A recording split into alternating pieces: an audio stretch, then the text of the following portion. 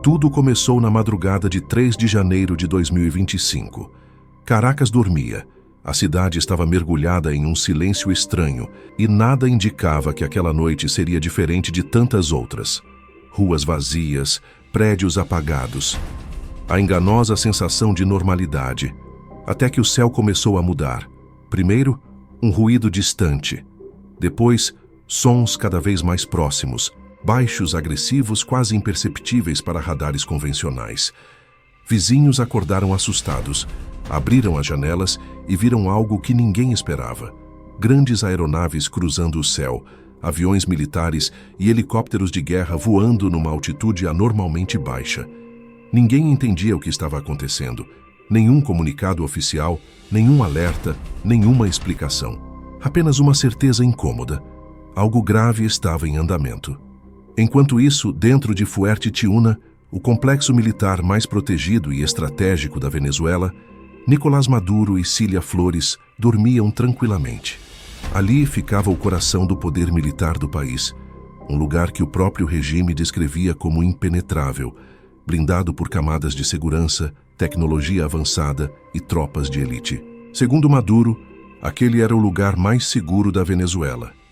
O que ele não imaginava é que essa segurança absoluta estava prestes a ser desmontada em questão de minutos. Uma operação de altíssima precisão, atribuída à unidade Delta Force, atravessou todas as teorias de proteção do regime e expôs uma verdade desconfortável. Não existe fortaleza invencível. As forças invadiram o complexo, avançaram sem resistência relevante, chegaram até o setor presidencial e executaram uma missão com um objetivo muito específico. E não era apenas Nicolás Maduro. A ordem era clara: capturar 2 nomes. Maduro e sua esposa, Cilia Flores. Nenhum dos dois podia ficar para trás. E é aqui que nasce a pergunta que muda completamente o sentido desta história. Por que Cilia Flores foi tratada como alvo prioritário? Por que estrategistas americanos a consideravam tão importante quanto o próprio presidente? O que uma mulher formada em direito, conhecida oficialmente como primeira-dama, teria feito para ser vista como a peça central desse tabuleiro? Para entender aquela noite, é necessário voltar muito antes de Maduro chegar ao poder, até mesmo antes da primeira tentativa de golpe de Hugo Chávez. Porque, para muitos analistas, Cilia Flores nunca esteve apenas ao lado do poder. Ela sempre esteve por trás dele. Se você quer entender quem realmente é Cilia Flores, como ela construiu influência nas sombras e por que o nome dela se tornou tão decisivo, deixa seu like agora, se inscreve no canal e compartilha este vídeo. Aqui a gente conta a história que poucos têm coragem de explicar. Porque quando um governo entra em colapso, a pergunta não é apenas quem aparece na televisão. A pergunta real é: quem manda de verdade? Para os aliados do chavismo, Cilia é resistência. Para a oposição, ela é o centro frio do sistema. Para os Estados Unidos, ela é algo ainda mais perigoso. A operadora que conecta política, instituições militares e a sobrevivência do regime. Não é por acaso que ela adotou um título incomum: primeira combatente. Não é protocolo, é mensagem. É a ideia de que ela não está ali para sorrir em cerimônias, mas para lutar pelo poder. Durante décadas, Maduro e Cilia funcionaram como uma dupla com papéis muito bem definidos. Maduro: discurso, presença, espetáculo, o homem do povo. Cilia: controle, bastidores, a lei como arma, negociação dura e disciplina institucional. Ele ocupa o palco. Ela garante que o palco não desmorone. E esse tipo de simbiose é raro, porque não é apenas casamento. É arquitetura de poder. Cilia Adela Flores não surge no poder como consequência do seu casamento com Nicolás Maduro. Essa leitura é confortável, mas profundamente equivocada. Quando o chavismo ainda era apenas um projeto incerto, marcado por fracassos e suspeitas, Cilia já estava posicionada onde o poder realmente começa. Nos tribunais, nas brechas da lei, nos bastidores onde decisões silenciosas moldam o futuro. Nascida em 25 de maio de 1956, em Tinaquilo, no estado de Cojedes, ela construiu sua formação em direito, na Universidade Santa Maria, em Caracas, especializando-se em direito trabalhista e penal. Não era uma advogada de holofotes, era uma advogada de método, fria quando era necessário, paciente quando convenia, sempre atenta às estruturas e não às emoções. Em 1992, quando Hugo Chávez liderou o fracassado golpe de Estado contra o governo venezuelano e acabou preso, o movimento bolivariano parecia condenado. Militares se afastaram, aliados recuaram, simpatizantes desapareceram com medo da repressão. Foi nesse momento que Cília Flores revelou algo raro na política: faro para o futuro. Enquanto muitos viam apenas um tenente-coronel derrotado e humilhado, ela enxergava potencial estratégico, não apenas em Chávez como indivíduo, mas no simbolismo do fracasso transformado em narrativa de resistência. Atuando nos corredores jurídicos e políticos de Caracas, Cília ajudou a sustentar legalmente figuras ligadas ao movimento, acompanhou processos, articulou defesas e manteve viva a chama de um projeto que parecia morto. Não era militância ingênua, era cálculo. Foi também nesse ambiente que ela conheceu Nicolás Maduro, então um sindicalista discreto, ex-motorista de ônibus, integrado aos círculos bolivarianos mais por lealdade do que por brilho próprio. A diferença entre os dois era evidente: idade, experiência, formação e visão estratégica. Para Cília, isso não era um obstáculo, era uma oportunidade. Maduro não era um líder nato, nem um pensador ideológico profundo. Ele era maleável, obediente, absolutamente leal. Um perfil raro e valioso em movimentos políticos marcados por egos inflados e disputas internas. A relação entre os dois não se construiu apenas no plano afetivo, mas como uma aliança funcional. Desde a década de 1990, Cília entendeu algo que muitos só perceberiam décadas depois. O chavismo não sobreviveria apenas com discursos inflamados ou carisma popular. Precisaria de operadores jurídicos, arquitetos institucionais, pessoas capazes de transformar a revolta em sistema. E ela se colocou exatamente nesse papel. Quando Chávez saiu da prisão e iniciou sua ascensão política, Cília já estava integrada ao núcleo que pensava o movimento como algo duradouro, e não como uma explosão momentânea. Sua função não era aparecer, era estruturar. Não era convencer as massas, era neutralizar riscos.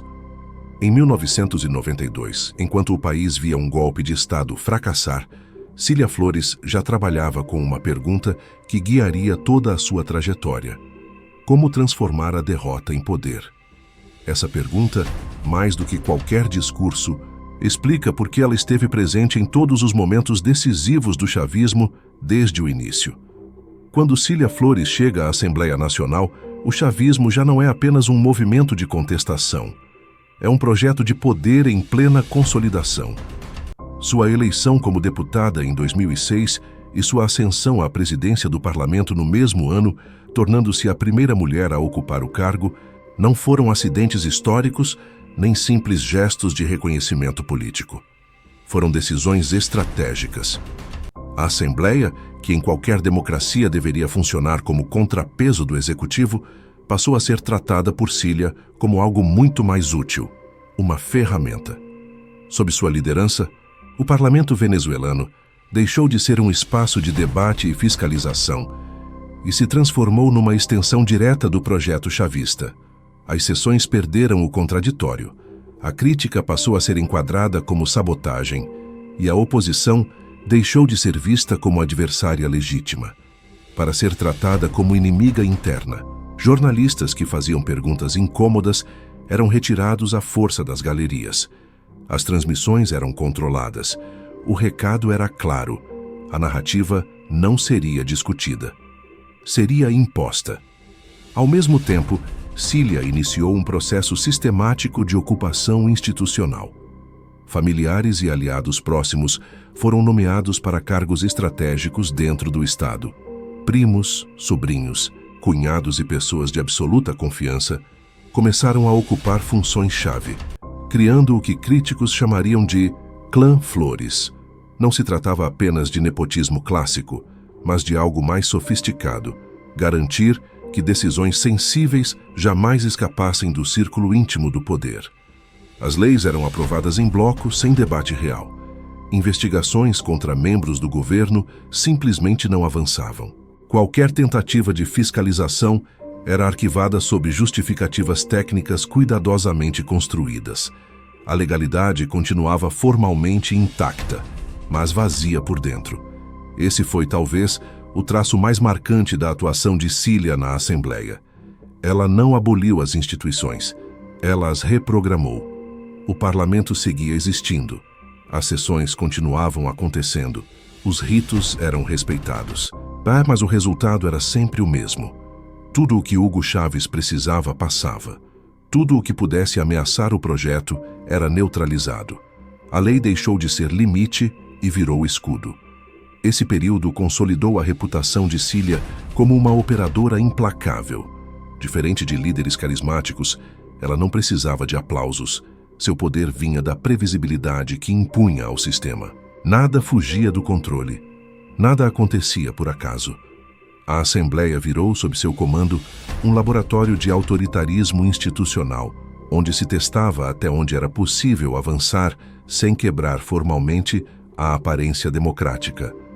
E essa experiência seria decisiva anos depois, quando o chavismo enfrentasse crises muito mais profundas. Ao transformar o parlamento numa arma política, Cília Flores não apenas protegeu Hugo Chávez naquele momento. Ela criou um modelo de como usar a lei para concentrar poder, silenciar a dissidência e garantir a sobrevivência política em cenários adversos. O que na época parecia apenas excesso de zelo ideológico, acabou se tornando um ensaio geral do que viria depois. A partir dali, uma coisa ficou clara. Enquanto Cília controlasse as instituições, o regime sempre teria como se defender, mesmo quando tudo ao redor começasse a desmoronar.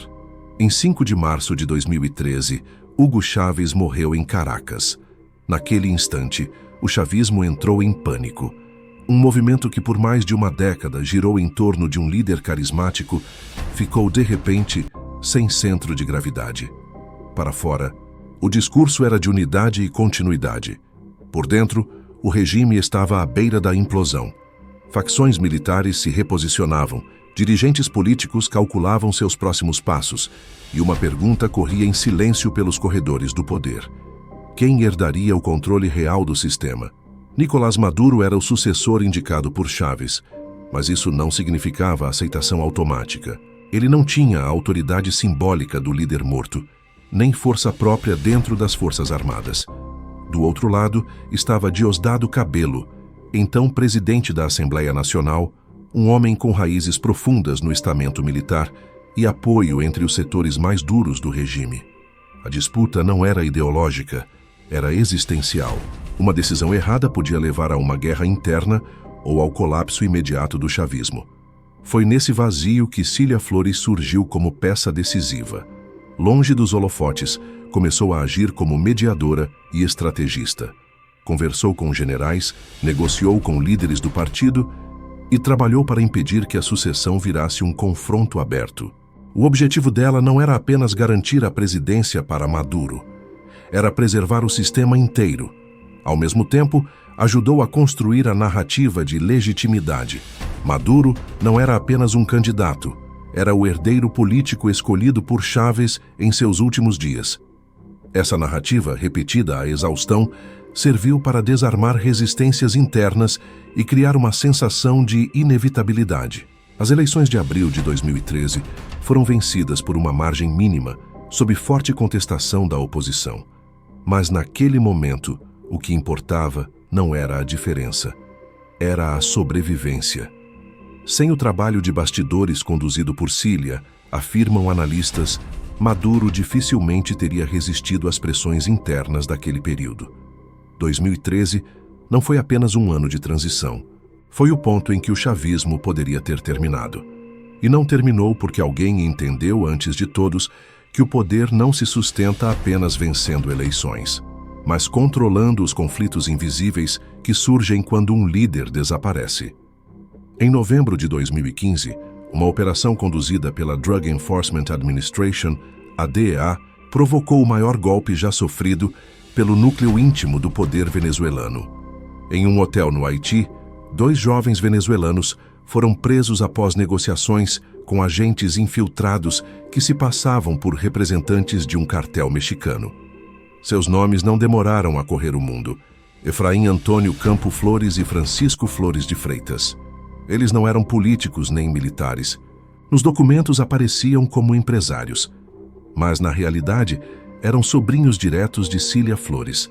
A acusação apresentada pelas autoridades americanas foi devastadora: conspiração para transportar toneladas de cocaína com destino aos Estados Unidos, com um valor estimado em centenas de milhões de dólares.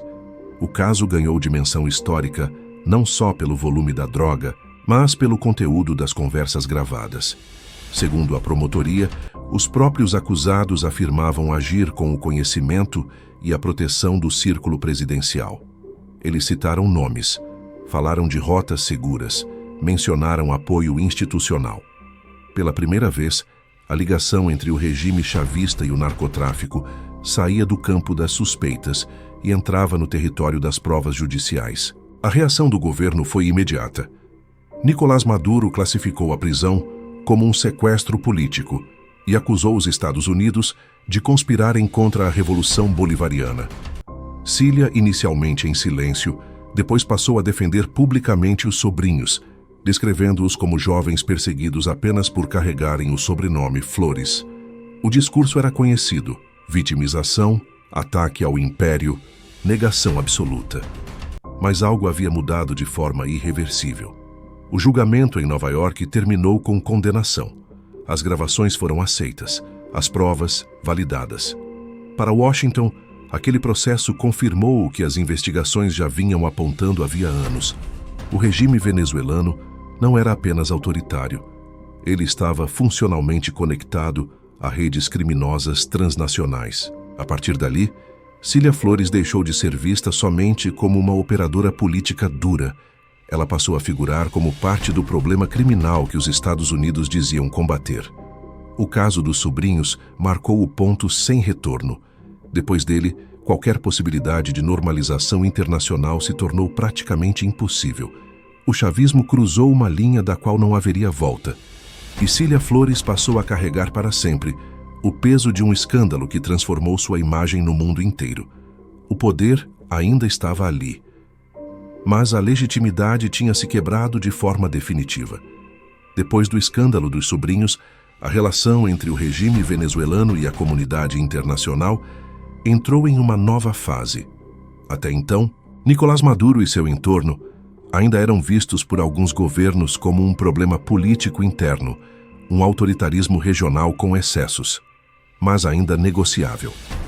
A partir de 2016, essa leitura começou a desmoronar. Investigações em andamento, relatórios de organismos internacionais e processos judiciais nos Estados Unidos passaram a desenhar um cenário muito mais grave, o de um Estado capturado por interesses ilícitos. Nesse contexto, Cília Flores deixou de ser percebida apenas como a esposa do presidente ou uma dirigente polêmica. O nome dela começou a aparecer em análises de inteligência e documentos oficiais como parte do núcleo decisório do regime. Em 2019, os Estados Unidos impuseram sanções diretas contra ela: congelamento de ativos, proibição de entrada em território americano e inclusão em listas ligadas à corrupção e violações de direitos humanos. A justificativa foi explícita: Cília teria se beneficiado diretamente da corrupção sistêmica e colaborado na erosão deliberada das instituições democráticas venezuelanas. As sanções não tinham apenas caráter punitivo. Eram também um recado político. Ao mirar Cília, Washington deixava claro que já não enxergava o regime como uma estrutura hierárquica simples, mas como uma rede, onde o poder real se concentrava em figuras que operavam longe dos holofotes. Para o chavismo, isso representou uma virada profunda. O discurso oficial passou a apresentar Cília como símbolo da resistência anti-imperialista. Ela adotou de forma definitiva o título de primeira combatente, substituindo qualquer tentativa de imagem protocolar por uma postura de confronto permanente. Em atos públicos, discursos e aparições oficiais, sua presença se tornou constante, quase onipresente. Não como enfeite político, mas como comandante. Ao mesmo tempo, o cerco internacional se ampliava. Relatórios das Nações Unidas começaram a mencionar crimes contra a humanidade ligados à repressão interna. Países da União Europeia alinharam sanções. O isolamento diplomático cresceu. Dentro da Venezuela, porém, o efeito foi o contrário do esperado por muitos observadores externos. Em vez de enfraquecer Sília, as sanções reforçaram seu papel interno. Quanto maior a pressão externa, mais indispensável ela se tornava para a sobrevivência do regime. Era ela quem ajudava a coordenar respostas, administrar alianças e garantir que o núcleo duro permanecesse coeso. Nesse período, consolidou-se uma percepção recorrente entre diplomatas e analistas. Sília Flores havia ultrapassado o papel de conselheira e se tornado um alvo estratégico, não apenas por suas ações passadas, mas pelo que simbolizava. Uma figura que encarnava a fusão entre poder político, controle institucional e sobrevivência autoritária. A partir daí, qualquer saída para a crise venezuelana, negociada ou forçada, inevitavelmente passava por ela. O regime ainda resistia, mas o mapa do conflito tinha mudado. E no centro desse novo tabuleiro, o nome de Sília Flores já não era secundário. Era central. Em 2019, o regime venezuelano enfrentou o momento mais perigoso desde a morte de Hugo Chávez. A economia estava em colapso, a inflação devorava os salários dia após dia, e milhões de venezuelanos já tinham abandonado o país. Foi nesse cenário que Juan Guaidó, então presidente da Assembleia Nacional, se autoproclamou presidente interino, alegando uma vacância de poder após eleições consideradas fraudulentas. Em poucas semanas, mais de 50 países reconheceram Guaidó como líder legítimo da Venezuela. Para o chavismo, aquilo não era apenas um desafio político, era uma ameaça existencial. A grande incógnita era se as Forças Armadas permaneceriam leais ou se a estrutura interna do regime desmoronaria sob a pressão externa e os protestos em massa. Enquanto Maduro aparecia em discursos tentando transmitir controle, o trabalho real acontecia longe das câmeras. Sília Flores assumiu um papel central na coordenação da resposta. Segundo análises de diplomatas e especialistas, foi ela quem atuou para evitar deserções em massa entre generais e oficiais-chave, garantindo que a hierarquia militar permanecesse intacta. Ao mesmo tempo, Sília ajudou a articular apoio internacional alternativo, reforçando alianças com Rússia, China e outros parceiros dispostos a sustentar o regime, tanto no campo econômico quanto no político. No plano interno, participou da mobilização das bases chavistas e do controle das instituições, garantindo que tribunais, forças de segurança e órgãos eleitorais não escapassem do comando central. A estratégia era clara: resistir tempo suficiente até que a pressão internacional perdesse força. E funcionou. A falta de unidade da oposição, o desgaste do governo interino e a ausência de uma ruptura militar permitiram que Maduro continuasse no poder. Para muitos observadores, foi ali que ficou evidente que o regime não sobrevivia apenas por causa da figura do presidente. Ele sobreviveu porque existia uma operadora capaz de manter todas as peças no lugar, mesmo em meio ao caos. Em 2019, a Venezuela esteve a poucos passos de uma mudança abrupta. Não aconteceu. E essa sobrevivência consolidou ainda mais a percepção de que, enquanto Sília Flores permanecesse ativa no núcleo do poder, derrubar o regime seria extraordinariamente difícil. As eleições presidenciais de 2024 foram apresentadas pelo regime como a prova definitiva de normalidade democrática. Na prática, se transformaram no episódio mais explícito de ruptura entre a aparência institucional e a realidade política na Venezuela. Depois de anos de crise, sanções e isolamento internacional, o chavismo sabia que aquela votação não seria apenas mais uma disputa eleitoral. mas um plebiscito sobre a própria sobrevivência do regime. A oposição, enfraquecida em tentativas anteriores, conseguiu algo raro: unidade em torno de uma figura com forte apelo popular, Maria Corina Machado. Sua ascensão representava um risco real para o poder. Multidões voltaram às ruas. As pesquisas mostravam uma vantagem ampla e, pela primeira vez em anos, a possibilidade de derrota deixou de ser abstrata. A resposta do regime foi rápida e previsível. Maria Corina foi inabilitada para concorrer por meio de decisões judiciais amplamente contestadas, baseadas em acusações administrativas e processos vistos como politicamente motivados.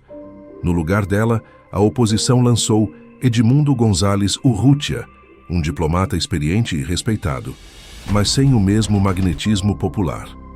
Ainda assim, o dano já estava feito. A mobilização social tinha despertado. A campanha eleitoral ocorreu sob condições profundamente desiguais. A máquina do Estado foi colocada a serviço do governo. Os meios públicos agiram como instrumentos de propaganda e mecanismos de pressão foram aplicados sobre funcionários públicos e beneficiários de programas sociais. Nos bastidores, a engrenagem eleitoral chavista foi coordenada com rigor. Analistas apontam que Cília Flores teve um papel central nesse processo, supervisionando estratégias de contenção, garantindo lealdade institucional e alinhando o discurso de resistência diante do que o regime chamava de ameaça imperial. No dia da votação, aconteceu algo incomum. A oposição organizou uma contagem paralela com base em atas oficiais fotografadas em milhares de centros eleitorais. Os resultados compilados indicavam uma vitória clara de Edmundo Gonzalez, com margem ampla. Poucas horas depois, o Conselho Nacional Eleitoral, controlado pelo governo, anunciou o oposto: vitória de Nicolás Maduro por uma diferença apertada. A discrepância era grande demais para ser ignorada. Protestos explodiram em várias cidades. A resposta do Estado foi dura. As forças de segurança reprimiram as manifestações. Houve detenções em massa e começaram a circular denúncias de mortos e feridos. Em pronunciamentos oficiais, Cília Flores classificou os manifestantes como terroristas financiados por potências estrangeiras, reforçando a narrativa de cerco externo. A comunidade internacional reagiu rapidamente. Estados Unidos, União Europeia e vários países da América Latina declararam que não reconheciam o resultado. Para o regime, a decisão já estava tomada: manter o poder, mesmo que isso custasse a legitimidade. As eleições de 2024 não foram apenas contestadas. Elas marcaram o momento em que o chavismo deixou de tentar convencer o mundo. A partir dali, passou simplesmente a resistir. E nesse cenário, Cília Flores deixou de ser apenas uma estrategista para se tornar um dos rostos mais visíveis da decisão de não sair, não negociar e não recuar. Depois das eleições de 2024 e da ruptura definitiva com a comunidade internacional, o regime venezuelano entrou numa fase de cerco total. As sanções foram ampliadas, os canais diplomáticos se fecharam e o isolamento deixou de ser gradual para se tornar estrutural. Para Washington e seus aliados, a pergunta deixou de ser se o chavismo cairia e passou a ser quando e de que forma. É nesse contexto que analistas de segurança e inteligência começaram a discutir cenários extremos, não como anúncios oficiais, mas como reconstruções estratégicas plausíveis. O raciocínio era simples: regimes altamente centralizados não desmoronam apenas com pressão econômica. Eles precisam que seus núcleos decisórios sejam neutralizados. E nesse núcleo, o nome de Cília Flores aparecia com uma frequência cada vez maior. Não como figura simbólica, mas como uma operadora capaz de manter o sistema funcionando, mesmo sob ataque. A partir de 2025, relatórios sobre movimentos militares na região do Caribe, o aumento de operações antidrogas e a realização de exercícios conjuntos passaram a ser interpretados como parte de um cerco mais amplo. Ao mesmo tempo, fontes próximas ao regime apontavam um desgaste psicológico crescente dentro do círculo íntimo do poder. A percepção de que o tempo estava se esgotando começou a vazar. Discursos mais defensivos, tentativas tardias de diálogo e sinais contraditórios vindos de Caracas reforçavam essa leitura. Dentro desse cenário, surgiu a hipótese de uma operação cirúrgica, rápida e de objetivo limitado: remover as figuras centrais sem desencadear um conflito aberto. Uma ação desse tipo, segundo especialistas, não buscaria ocupação territorial nem uma mudança imediata de governo, mas a desarticulação do comando. O simbolismo seria tão importante quanto o resultado prático, a ideia de capturar o cérebro junto com o rosto do regime. Seja essa hipótese real ou apenas um exercício estratégico, ela revela algo essencial. Cília Flores passou a ser vista não como um acessório do poder, mas como um de seus pilares. Só o fato de seu nome aparecer nesses cenários já mostrava até que ponto sua presença havia se tornado central. O cerco não era apenas militar ou econômico, era psicológico. A mensagem implícita era clara: não haveria mais lugares seguros, nem soluções intermediárias. Para regimes acostumados a sobreviver por longos períodos, essa é a fase mais perigosa. Aquela em que decisões tomadas no passado deixam de ser ferramentas de poder e se transformam em armadilhas. O desfecho, seja qual fosse, deixou de depender apenas de discursos ou eleições. Passou a depender de quanto tempo o núcleo seria capaz de resistir sob uma pressão constante. E nesse ponto, o papel de Cília Flores inevitavelmente se tornava o centro de todas as projeções. Mas todo cerco leva inevitavelmente a uma última encruzilhada. Quando a pressão externa se torna constante, quando os aliados se afastam e quando o futuro deixa de ser uma abstração, o poder passa a depender de decisões individuais. É nesse ponto que a história de Cília Flores entra em sua fase mais delicada. Depois de décadas operando nas sombras, controlando instituições, mediando conflitos e protegendo o núcleo do regime, a pergunta que começa a inquietar analistas e adversários é simples, mas devastadora: até onde vai a lealdade dela?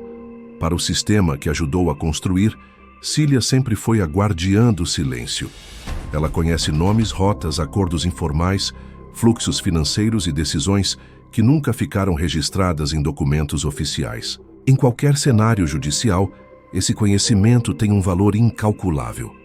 Promotores federais costumam chamar isso de chave mestra, a capacidade de abrir portas que permaneceram fechadas por anos.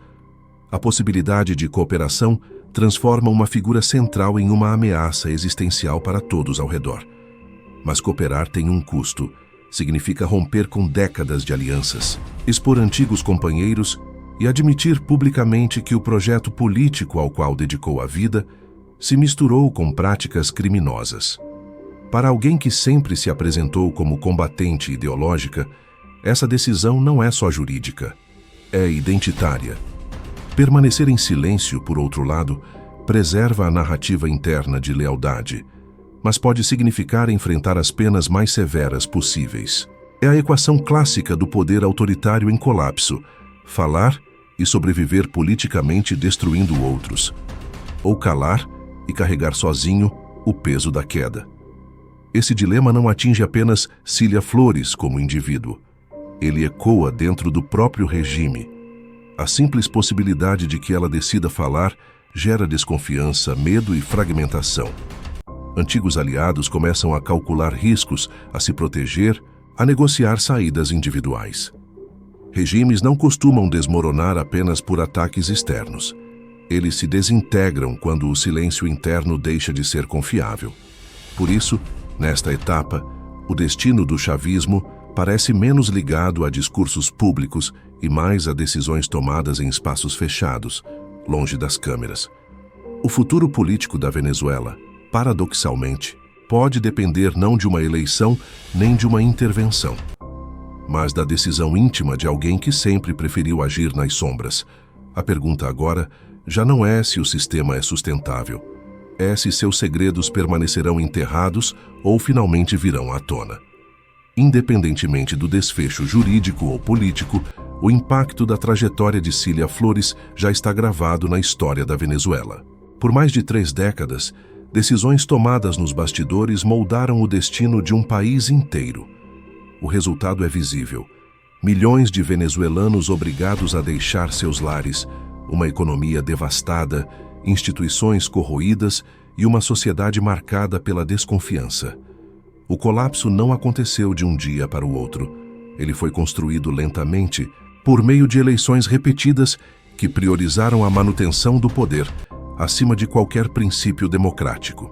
Cilia Flores não governou sozinha, mas foi uma peça central na engrenagem que manteve o sistema funcionando, mesmo quando tudo indicava que deveria desmoronar. Sua atuação revela um padrão recorrente nos regimes autoritários modernos. O poder raramente depende apenas de quem aparece no topo. Ele se sustenta em operadores silenciosos, capazes de transformar leis em escudos, instituições em armas e lealdade em moeda política. Para uma parte dos venezuelanos, Cilia será lembrada como símbolo da resistência chavista. Para outros, como a arquiteta de um projeto que destruiu oportunidades, aprofundou desigualdades e empurrou o país para o isolamento internacional. As duas leituras coexistem, mas nenhuma apaga o impacto real das decisões dela. A Venezuela que emerge desse ciclo não é apenas um país em reconstrução econômica. É uma nação que terá de reconstruir a confiança, as instituições e a memória histórica. O julgamento da história costuma ser mais lento do que o dos tribunais, mas também é mais definitivo. E nele, o legado de Cilia Flores dificilmente poderá ser separado do legado do chavismo. No fim, sua trajetória levanta uma pergunta incômoda que vai além de nomes e governos. Até que ponto o poder justifica tudo? Se você chegou até aqui, é porque busca algo além de manchetes rápidas. Este canal existe para aprofundar, contextualizar e questionar as narrativas que moldam o mundo. Deixa seu like, se inscreve e compartilha este vídeo. E nos comentários, diz pra gente: você acredita que o futuro da Venezuela passa por romper o silêncio dos bastidores, ou pela lenta reconstrução das instituições? Aqui a gente vai continuar acompanhando cada capítulo dessa história.